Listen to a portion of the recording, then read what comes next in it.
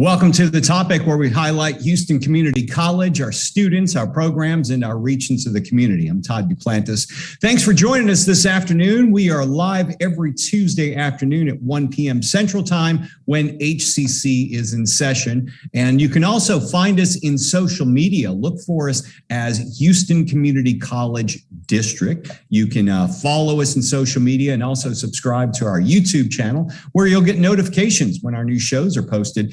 If you don't catch us live, no problem. You can always look for us in social media, and you can watch us on HCC TV as well. We do show the rebroadcast of the show. This afternoon, we're talking solar power. You know, inflation is having a huge impact on all of our lives, particularly when it comes to the highly volatile area of energy. More people are considering solar power to save money in the long term and perhaps benefit the planet in the process. On today's show, we'll be talking about solar energy and how HCC's contribution to the industry is training a new generation of workers. First, we speak with Stewart Masterson. He is the president of Texas Solar Outfitters, Houston's oldest solar service company. Good afternoon, Stewart. How are you? I'm doing great. How are you? We're good. We're good. Thanks for being on the show. You know, we're all noticing it in our budgets. You know, you go to fill up your car, that's costing you more. And when you're powering your home, electricity rates are going up. Let's talk about solar power and how that can enhance us. If we incorporate solar power into powering our homes, is that something we can look for as a long-term savings or even a short-term savings for consumers? It's definitely a long-term savings, and I think understanding the basic economics of it is one of the most valuable things you can get out of solar today.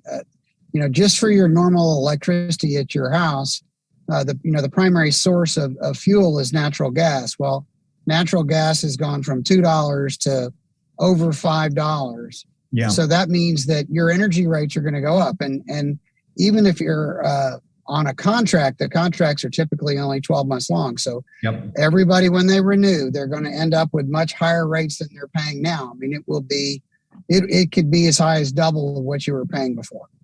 So we're talking, and we haven't even approached summer. I mean, we're still in the midst of a winter here in Texas where our bills are traditionally lower in many cases. But when we get to summer, if people are renewing, you're saying that, if you have traditional electricity, you could be looking at double the cost?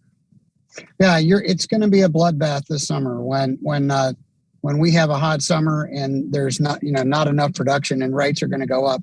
Even if it's a normal summer, everybody who is on a month-to-month rate is going to get hammered, and anybody that's renewing their contract is going to be disappointed at how much they've gone up. And that's really why what kind of opens the door to the whole idea of why solar is so valuable to you. There's always the reason of green reasons for wanting to be solar, which is kind of the historical reason a lot of people did it, but now it just makes plain economic sense. The real cost for you for electricity that's generated from your solar system, not including any increase in the value of your home, is about 5 cents a kilowatt hour, whereas the rates out there right now are about 15. So you're paying about 3 times as much for your electricity without solar than you are with. And if you include the value, the increase in the value of your home, you're more like 2.5 cents per kilowatt hour. Wow. And that's included, because when you do add solar power, obviously what you're saying is, you are going to increase the price of your home and make it more attractive to people who are looking to buy, especially when prices are so high. I imagine there are a lot of misconceptions about solar, a lot of untruths that are out there, like, it was a cloudy morning this morning. Is that going to do anything for me? Maybe you can talk about some of those misconceptions and also finding a reputable person that you want to have and do the installation for you. Sure. There's definitely a misconception about on a cloudy day. You're still getting electricity on your solar panels, even on cloudy days. So it's very, very rare where you're getting no production from your solar. So, if you have a couple of days where it's just totally miserable blackout rain weather, other than that kind of an extreme condition, you're still getting electricity from the sun. It's just like you have to wear sunscreen now, even on a cloudy day. You still get sunburn.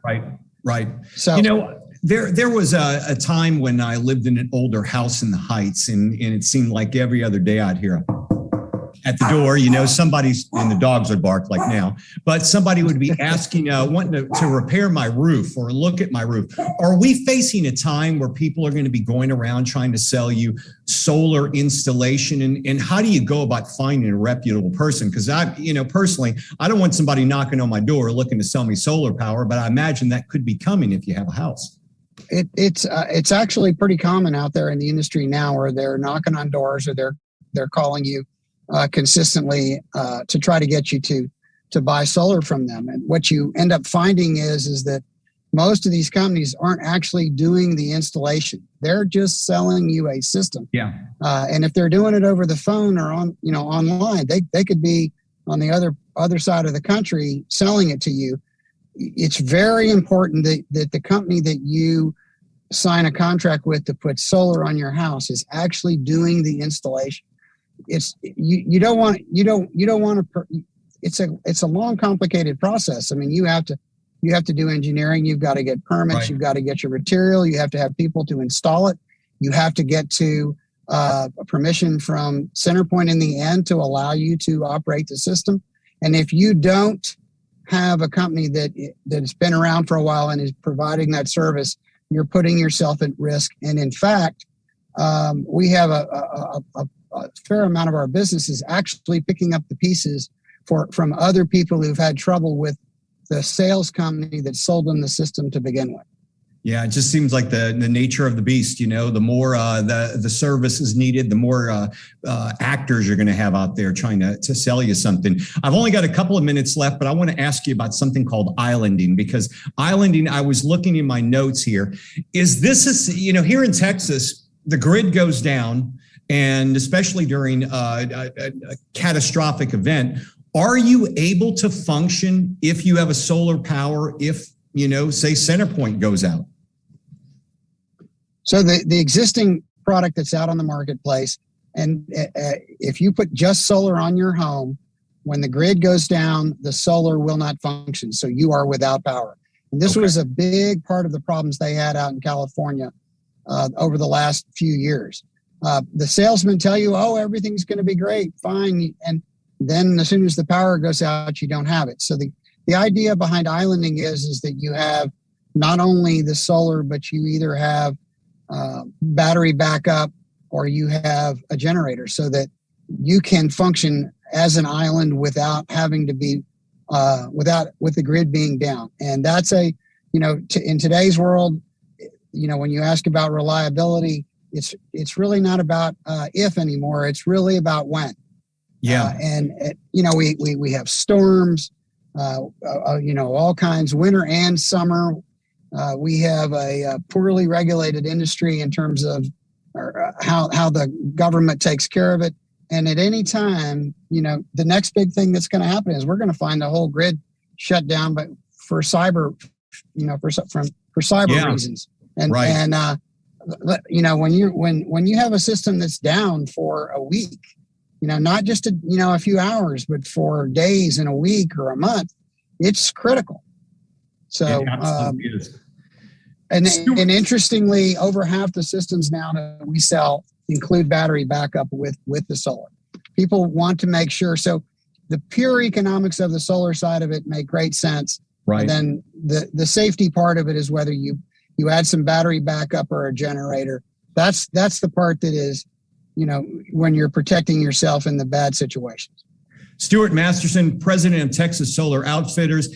We've talked about solar power. All right. It's going to save you money in the long run, maybe keep you functioning if we have a hurricane and the grid's out. Well, guess what? Somebody's got to install those, and the workers are needed. HCC is answering that demand. We're going to take a short break. When we return, we'll talk about training the next generation of solar power workers here in the state of Texas. That's coming up when the topic returns in 60 seconds.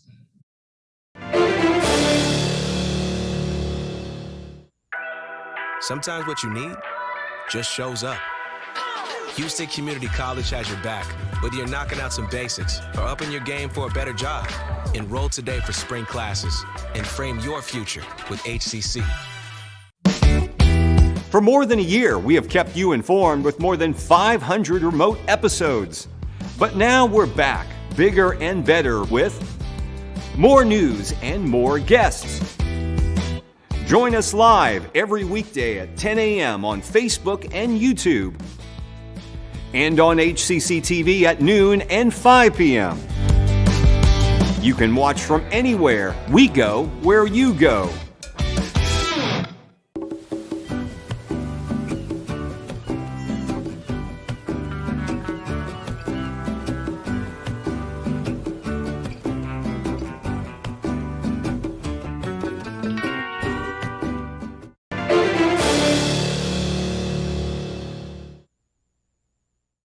Welcome back to the topic. I'm Todd Duplantis. We're live every Tuesday afternoon on Facebook Live and YouTube. You can join us when HCC is in session. You can always catch the rebroadcast of our shows on HCC TV, and look for us in social media as Houston Community College District. We're talking about solar power. You heard about it in the last segment. Now you're ready to outfit your house, right? Well, the demand for solar power energy is growing. So does the need for solar, or for skilled workers, I should say. We're joined by Matt Adams. Matt started his journey in the U.S. Army in radar repair, graduated from HCC with an AAS in machining, went on to get a bachelor's at Louisiana Tech, and is now the program director for HCC's Electrical Technology program. Good to see you, Matt.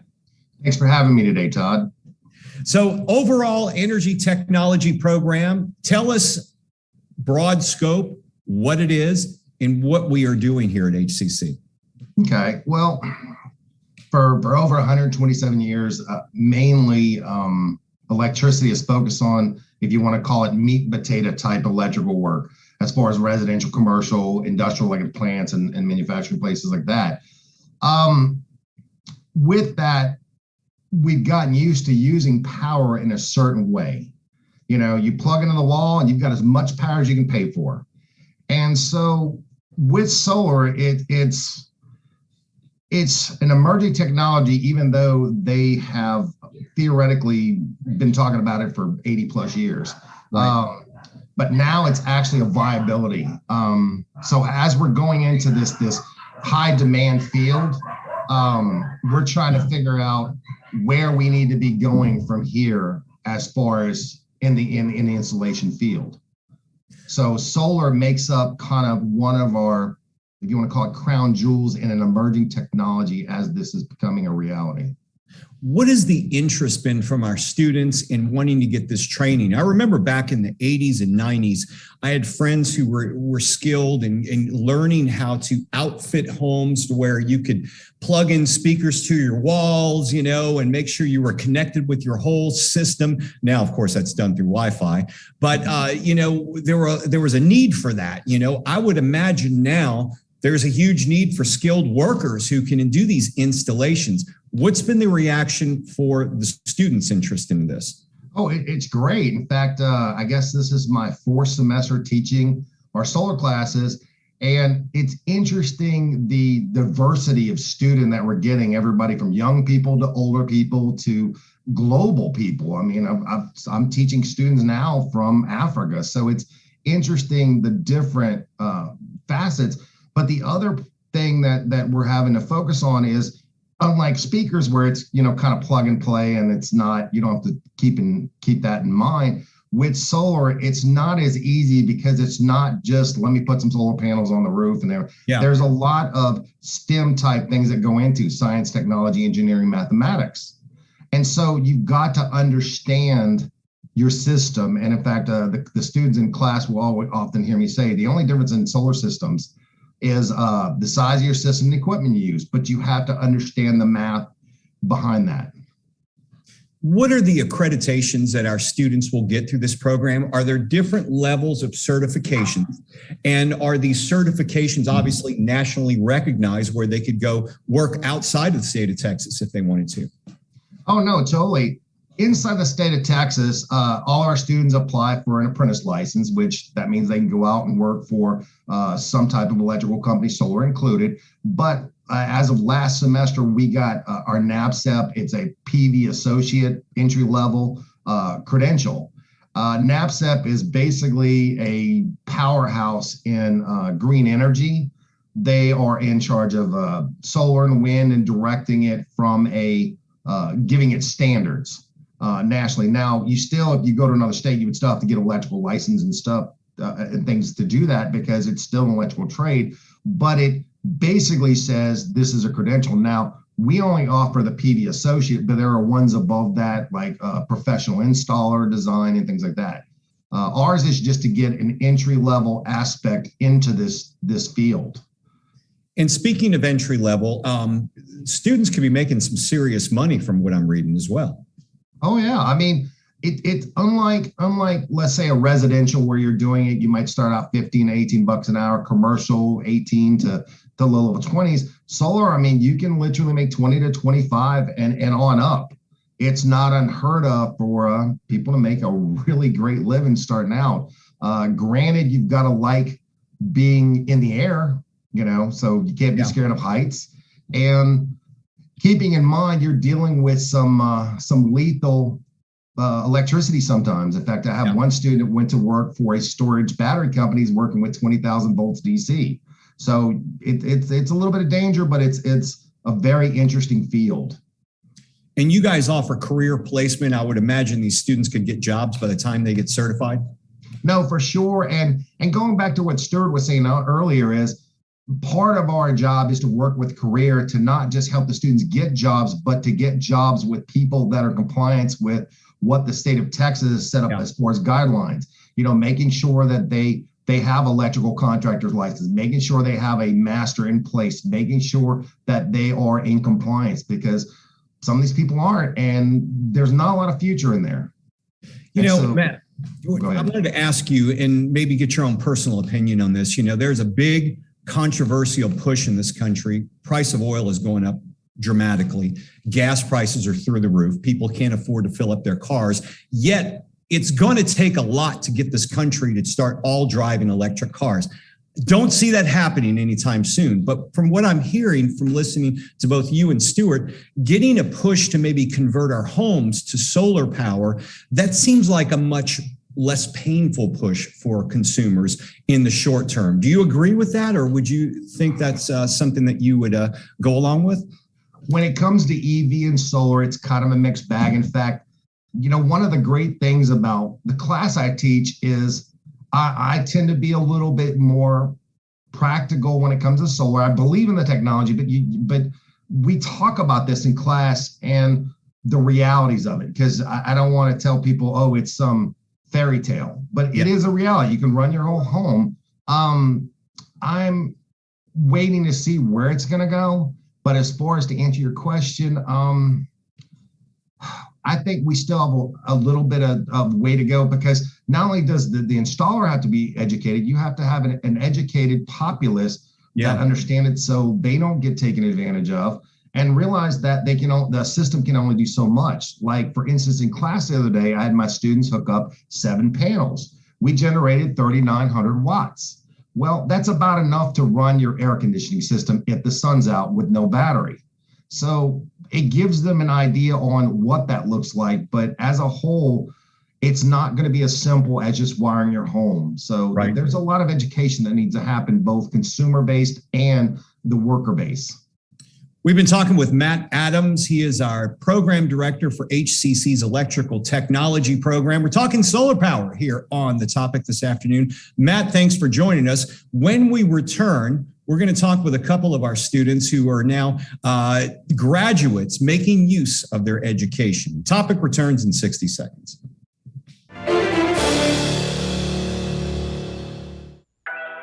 Sometimes what you need just shows up. Houston Community College has your back, whether you're knocking out some basics or upping your game for a better job. Enroll today for spring classes and frame your future with HCC. When I was your age, I was just like you, fascinated by stars.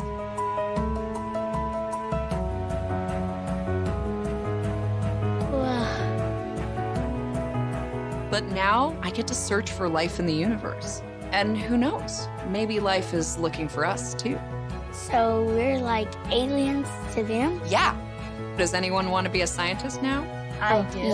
Awesome. We need more girls in STEM. Maybe we can find aliens. Things could be stranger, but I don't know how. I'm going through changes, through all of the strangeness. I'm going through changes now.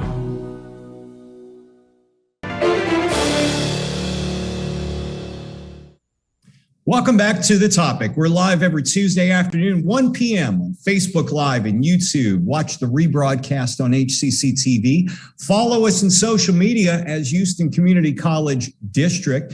And you can also download all of our shows as podcasts. That's right. Audio podcasts are available for free for download at hccs.edu/podcasts. This afternoon, we're talking about solar power. Now we're going to get a chance to meet two former HCC students, alumni that are now here to share their experiences. Lynn Brown is an inspector technician, and Bill Littlejohn, a retired judge, has now turned his skills and taking them abroad to teach others about solar power. Good afternoon, gentlemen. Lynn, I wanted to start with you. Judge, welcome back, by the way, becoming a regular here. It's always Thank you, sir. Lynn, I want to start with you. Maybe you can describe your job in the industry. So my job specifically is more or less cleaning up after the electricians once they've done the full install, So throwing up the panels, putting the inverter on the wall, throwing up a disconnect, all that jazz. More or less, I just make sure that things get to the point where CenterPoint comes in and tells us we can throw throw it into production mode, more or less. And how did HCC prepare you for the industry and particularly exactly what you're doing now? So initially, I was going to be either a residential or a commercial electrician, but a lot of those skills transferred over, and it was a lot of conduit bending, a lot of figuring out how to read blueprints, and it's just, I didn't expect the schooling to match so clearly, so perfectly with what I had needed in the field. And it's been cake. A lot of my coworkers can barely even keep up, and some of them been doing this over a decade. And let me ask you this, Lynn. I'll ask you the same question I asked Matt. Do you think it's going to be an easier sell on the American public to buy into alternative sources for power for their homes as opposed to their cars? For America, it might be a little bit different. I definitely could tell you for Texas, though. A lot of people are pushing for solar power in Texas, especially since we're on our own grid. And with the freeze this past year, we saw a huge uptick in battery systems and solar systems in general. But for the entire country, I'd say it would be a bit of a harder sell, just because they're less dependent on one source. It's multiple sources of power. Well, I mean, you mentioned a good point because, last winter, we always said in Texas, we do things bigger and better. We would be on our own. We do great on our own. We have a great economy. But you have a winter. We have our own power grid, and it was a dumpster fire. I mean, it really was. It was a disaster for the state. And but it obviously turned into big business for you guys, where you could. People are looking for alternate ways to say, you know what? I don't want to rely on Texas's power grid. Mm-hmm. Mostly it's with the freeze, it really just showed a lot of people how helpless they can actually be in a situation of like a freeze, tornado, even. Like we had tornado warnings just the other day. I heard we had tornadoes in Austin. Being prepared is going to be the ultimate or the penultimate in who is continuing on, Right. Judge, I want to bring you into the conversation. We've had you on our morning show a couple of times. Appreciate you being back. For people who don't know, the coolest story ever, you were a judge, you retired, but you studied solar power here at HCC so you could take your knowledge overseas. Maybe you can tell us a bit about what you do when you go overseas and where you go. All right, thank you. Thanks for the opportunity. Well, I met Dr. Siddiqui. He shared with me about HCC, and then I met Matt Adams, and I probably should have never met him. And then I got convinced that I can do something in solar. I think I had about 18, 19 students in class. Lynn, you were not in my class, I don't believe, but I was the oldest guy there. And they wouldn't let me get on the roof or anything, but I enjoyed it. I learned so much. I had joint vocational schooling when I was in Ohio years ago. And I've built houses. I used to be president of Habitat for Humanity, and I built houses. So I have a love for that. It's not the law and it's not accounting, which I have a degree in. So I'm trying to do that to help people in Africa. If we help lift Africa, we're lifting the whole world because it makes the world a better place. Right now, we're trying to do medical clinics, and we're looking forward to doing something, sharing with you all. And hopefully Matt and others will help us in Africa, lift Africa. You know, Judge, you hear the old proverb, you give a man a fish, you teach him, you feed him for a day, but you teach him how to fish, you feed him for a lifetime. You go over to Africa and you actually teach the knowledge that you learned here. Do you feel like you're teaching people how to fish, you know, where they can not only power their homes, but sustain themselves by learning a new trade? Yes, we're teaching men and women to do this, to maintain, to install. Over there, less than 20% of the people in Liberia has electricity, right, which is ridiculous. You know, they have the kerosene lamps and they have generators. But with the solar panels, I think we're going to make a big difference there. And this relationship with Liberia goes back to 1822, when my people were slaves. They were resettled there. So we still have that strategic relationship, and we're trying to lift Liberia like we've done for the last 200 years. Lynn, I want to ask you a question again. What do you like the most about this industry? This industry? Well, I mean, one, the paychecks, they haven't bounced or anything, obviously. But if anything, I would have to say it's just the fact that I can take pride in my work. I can feel good about what I'm doing because it is cutting our carbon emissions. Obviously, there's going to be some carbon emissions regardless, but if I can help other people do that gratifies me. Like, and you know, the other day, Todd, Matt said they're getting $25 an hour. I said, wow, that's pretty good. Yeah, it's a great paying deal. Judge, if people want to support your efforts in Liberia, how can they do so? Well, they could email me at B as in Bill, #1, CL Charlie Lima at AOL.com. It shows you I'm a pretty old guy, AOL.com. You still got AOL. That's all right, Judge. B1CL at AOL.com. Thank you, sir. We will put that email address in our social media post for the show. Gentlemen, Tom, may I say this? Yeah, I met Stewart the other day, and I looked up his site, Texas Solar Outfitters. I learned so much from that, and I'm going to go back to that site. Well, we're going to put his website in our social media address as well. Gentlemen, we appreciate you both being here. We wish you the continued success to you, Judge, and to Lynn. Thanks for joining us on the show. Of course. Thank you. All right. Thank you for all of you joining us this Tuesday afternoon on The Topic. Of course, we'll be back next Tuesday, 1 p.m. live right here. I'm Todd Duplantis. We'll see you next time.